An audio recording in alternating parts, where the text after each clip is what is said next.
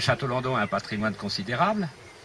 Et avoir cette idée géniale de faire des présentations d'art contemporain dans un cadre historique, moi je trouve que c'est une excellente idée.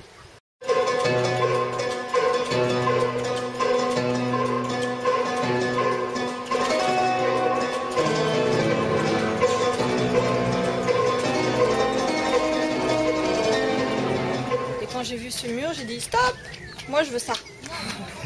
Et il me dit mais oui mais ça c'est pas prévu au programme.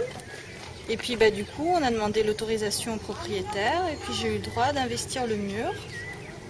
Et voilà, donc j'ai mis en valeur un mur qui est déjà à la base très riche de couleurs et de formes et de lichens et de plein de choses. Pour faire apparaître des petites choses, des bas-reliefs. Et après, les gens qui passent continuent à imaginer d'autres choses. J'ai entendu des choses vraiment. Alors là, il y a un singe, là, il y a une dame en train de peindre. Voilà. Moi, je sais ce que j'ai mis, mais après, chacun y va de son imagination, quoi. Donc ça marche bien, je suis contente. Et donc j'avais dans mon salon une immense photo du mur. Et quand j'ai travaillé les sculptures, les couleurs et tout, j'avais le mur sous les yeux qui m'inspirait. D'accord. Donc ça va être tout bizarre quand je vais rentrer chez moi. Mais je suis contente, il y a beaucoup de bons retours, quoi. Les gens sont très surpris. Ils ont envie que ça reste, ils sont contents. Ils me disent c'est incroyable, je passe ici tous les jours, j'ai jamais remarqué qu'il y avait ça. Bah ouais, c'est normal. Mais du coup, ils regardent le mur autrement maintenant. Et peut-être même d'autres murs ailleurs. Ouais. Ça fonctionne un peu comme les nuages. Ouais, c'est un révélateur en fait. Voilà, c'est un support à l'imagination. Une sorte de vieux sage. Autre chose qu'on vient un diablotin ou une pompe, une tête de dragon. Et le noir, ce serait les ailes. L'ange de l'Annonciation. Celui qui est là-bas. Ouais. Un Indien. Souvent, on m'a dit c'est un Indien. Ouais. Les fleurs qui servent de barbe. Ici, ouais. Et ensuite, la gorgone, que j'ai placée juste au-dessus de la sortie d'eau. Voilà.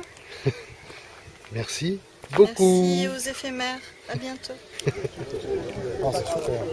Le rôle de l'artiste créateur dans nos sociétés est essentiel.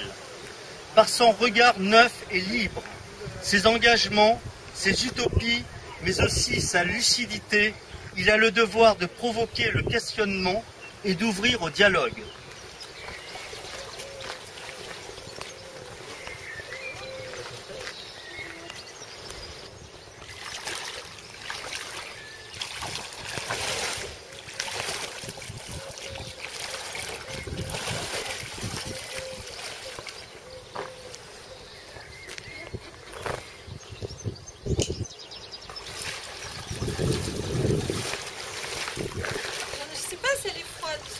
Ah bah oui.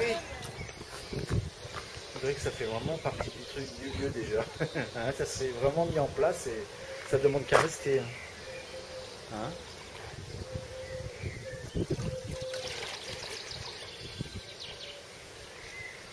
C'est de la pierre reconstituée, donc ça peut se dégrader Ouais. avec le temps.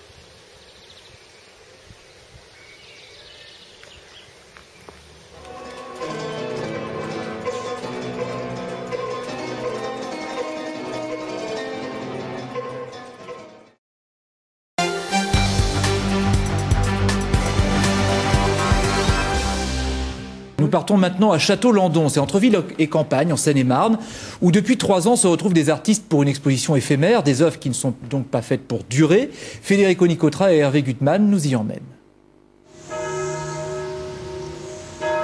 Aux confins de la banlieue parisienne, au début de la province, Château-Landon, chef-lieu de canton, où d'habitude rien ne se passe. Alors l'espace d'un instant, des sortes d'esprits réveillent les vieilles pierres. 35 artistes s'emparent des remparts.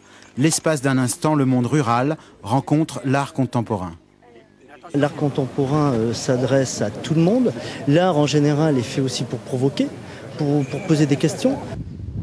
Des tags étalés le long des murs, Provocation, choc des générations et choc des cultures.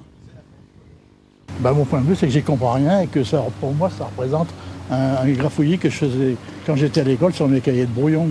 C'est le plus grand mouvement de peinture contemporain. C'est de l'art populaire? C'est de l'art populaire, mais pas populiste, de l'art pour tout le monde.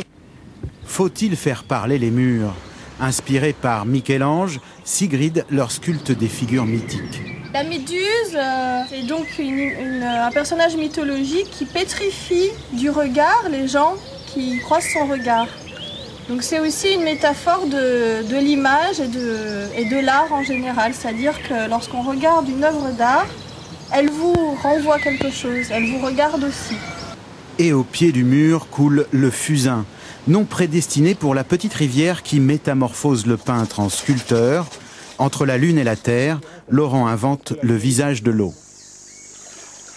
Je voulais rendre hommage à l'eau, effectivement, avec ces, je vais pas dire des divinités, mais ces gardiens, ces êtres un peu...